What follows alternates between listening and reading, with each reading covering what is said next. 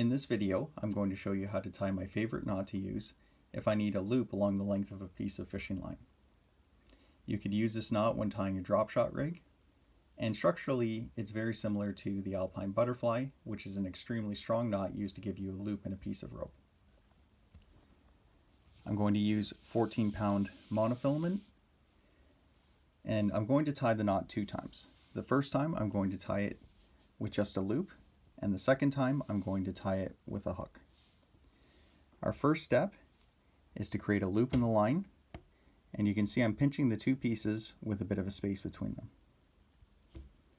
Next, you want to pull your tag end through that loop, and then begin to twist the 2 pieces of line together, but you've got to maintain that opening between them.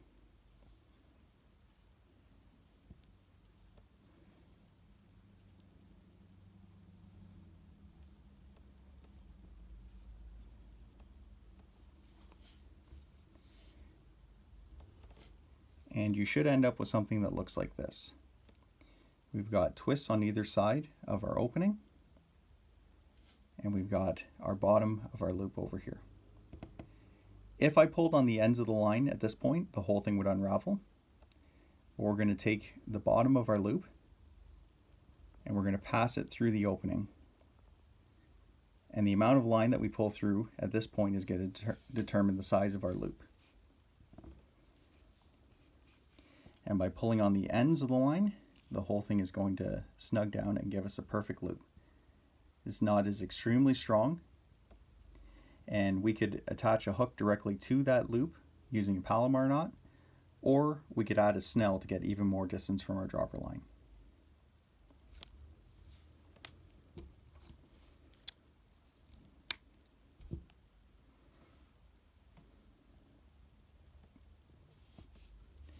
If you wanted your hook closer to the dropper line, you could put it on the line before you tie the knot. Whichever side of the hook you pass the line from is going to be the bottom. So in this case, the opening of the hook is going to face up when I'm done. Once again, we're going to form a loop. Once again, I'm going to pull the tag end through, and I'm going to begin to twist the 2 pieces of line together.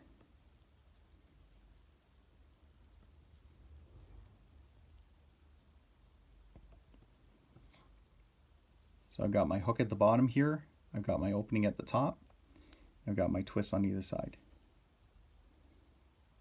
The distance you pull the hook through the opening is going to determine how far off of the line it sits. I want mine fairly close, so I'm just barely going to get it through the opening, and then I'm going to pull everything tight.